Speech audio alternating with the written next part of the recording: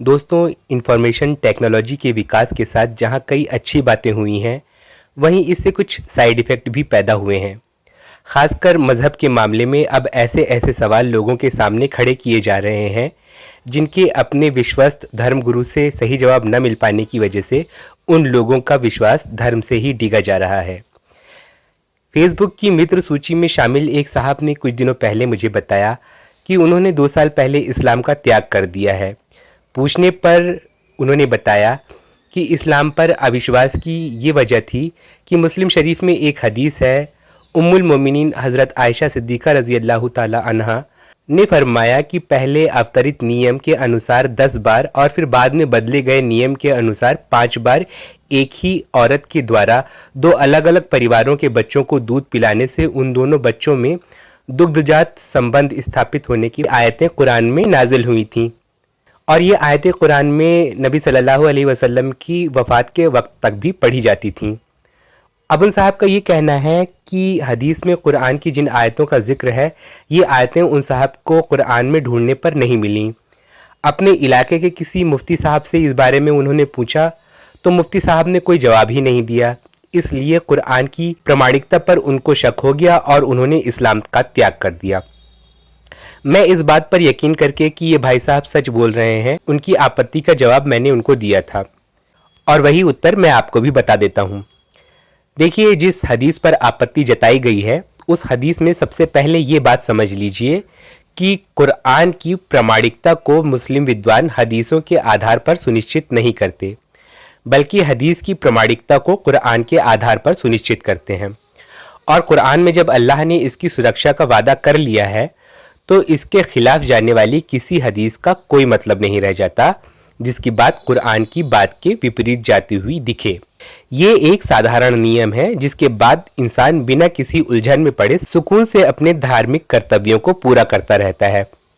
आपने जिस हदीस पर सवाल किया उसमें ये शब्द हैं कि कुरान में 5 बार दूध पिलाने से दुग्धजात संबंध स्थापित होने की आयत नाजिल हुई थी। अव्वल तो ये बात खबर वाहिद है, यानी केवल एक व्यक्ति द्वारा कही गई बात है, और सभी इस्लामी विद्वानों का मत ये है कि कुरान के खिलाफ खबर वाहिद मान्य नहीं है। फिर तथ्य ये भी है कि प्राचीन से प्राचीन ज्ञात कुरान में ऐसी कोई आयत नहीं मिलती जैसी आयत का जिक्र उपरोक्त हदीस में है। इस तथ्य से इस शंका को बल मिलता है कि ये हदीस लिखे जाने के बहुत समय बाद इस हदीस के शब्दों में इस्लाम के दुश्मनों ने हेर फेर करके कुरान में ये विधान अवतरित होने की बात दर्शा दी है, जबकि मूल हदीस में कुरान का उल्लेख नहीं रहा होगा और इस बात का उल्लेख रहा होगा कि नबी सल्लल्लाहु अलैहि वसल्लम के देहावसान के समय इस विषय में कौन सी आयत पढ़ी जाती थी। इस्लाम के दुश्मनों द्वारा इस्लामी साहित्य से छेड़छाड़ के प्रयास एक ऐतिहासिक सच्चाई है।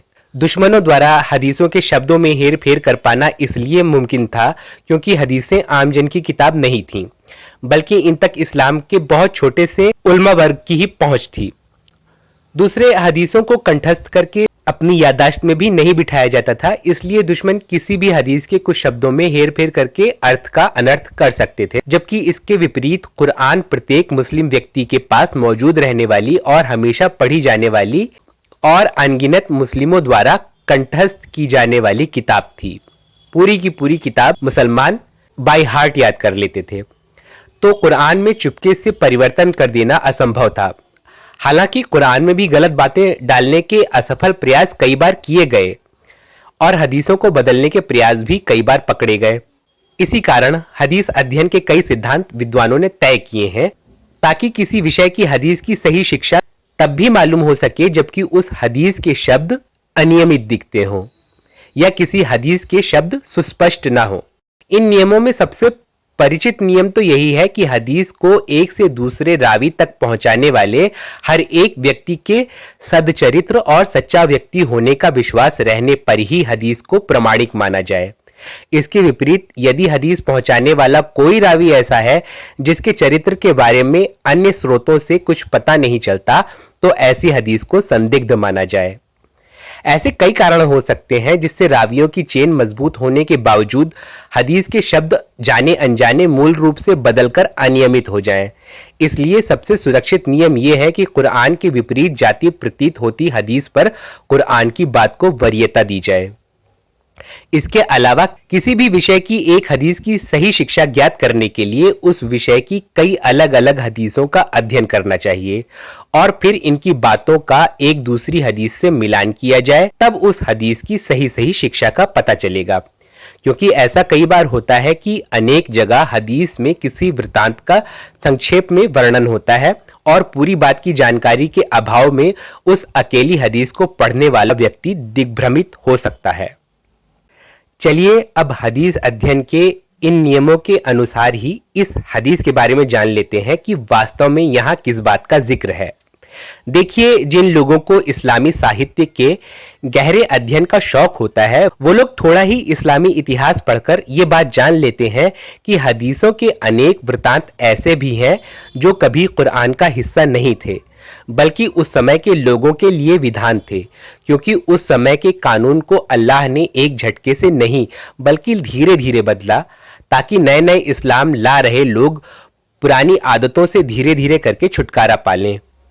मिसाल के लिए शराब या मुताह संबंधी विधान, ये सभी बदलने वाले विधान हदीस में तो बयान किए गए हैं, क्योंकि हदीस एक ऐतिहासिक अभिलेख है, पर कुरान में केवल अंतिम शब्द और सुदृढ़ आयतें ही अवतरित हुई हैं, ताकि आने वाली तमाम नस्लों के लिए कुरान एक सुस्पष्ट हिदायत हो और कुरान पढ़ने वालों को उसे पढ़कर कोई दिग्भ्रम ना हो। इसी तरह दुग्धजात संबंध का विषय है। जैसा कि आप जानते ही हैं कि प्राचीन अरब में एक प्रचलन था कि दूसरों के बच्चों को दूध पिलाने का काम कुछ स्त्रियां व्यावसायिक तौर पर किया करती थीं और एक ही स्त्री कई परिवारों के बच्चों को दूध पिलाती थी। इस्लाम के अनुसार एक ही स्त्री का दूध पीने वाले दो अलग परिवारों के लड़का लड़की का संबंध आपस में सगे भाई बहन के समान होता है और आपस में इन लड़का लड़की का विवाह वर्जित होता है। लोगों की आसानी के लिए इस विषय में विधान धीरे धीरे बदले। ऐसा मां आयशा रजी अल्लाह अन्हा की मुस्लिम में वर्णित इसी हदीस से ज्ञात हो जाता है, जिस पर मेरे भाई ने सवाल किया था। यह हदीस अतिक्रमण की बातों को छोड़कर वास्तव में केवल इतनी खबर देती है कि पहले 10 बार एक ही स्त्री का दूध पीने से अलग अलग परिवारों के लड़का और लड़की एक दूसरे के महरम हो जाते थे, यानी भाई बहन के समान हो जाते थे और उनका आपस में विवाह नहीं हो सकता था। फिर इस नियम को केवल 5 बार से बदल दिया गया, यानी कि केवल 5 बार ही दूध पी लेने पर एक लड़का और एक लड़की जो अलग अलग परिवारों के हैं वो आपस में भाई बहन जैसे हो जाएंगे। ये नियम धीरे धीरे इसलिए बदले गए ताकि इस कानून के आने से पहले जो अभिभावक उन दो लड़के लड़की जिनका उनके युवा होने पर वो आपस में विवाह करवाना चाहते हो, यदि वो कुछ बार उन दोनों बच्चों को एक ही औरत से दूध पिलवा रहे थे तो अब उनमें से एक अपने बच्चे की दाया को बदल दे। थोड़े समय बाद इस नियम को और सीमित किया गया। फिर इसके बाद जब इस्लामी विधान के अनुसार लोगों ने अपने आप को ढाल लिया, तब 5 बार का नियम भी केवल एक ही बार दूध पिलाने से बदल दिया गया है। ये हमें मलिक मुवत्ता की किताब 30 हदीस 4 और 6 से ज्ञात होता है। हजरत अब्दुल्ला इब्ने अब्बास रजी अल्लाहु अन्हु और अब्दुल्ला इब्ने उमर रजी अल्लाहु अन्हु फरमाते हैं कि दुग्धजात संबंध केवल 2 वर्ष से कम आयु के बालकों को और केवल एक ही बार दूध पिलाने से स्थापित हो जाता है। स्पष्ट है यही अंतिम विधान है और इसी को कुरान में सम्मिलित किया जाना था, न कि 10 या 5 बार दूध पिलाने का विधान। दुग्धजात संबंध की सदैव रहने वाली ये शर्त कुरान की सूरह 4 की आयत 23 में मौजूद है कि एक मुस्लिम के लिए सभी दुग्धजात स्त्रियां और लड़कियां विवाह के लिए अवैध हैं। उम्मीद है आप लोगों को ये बात समझ में आई होगी। शुक्रिया।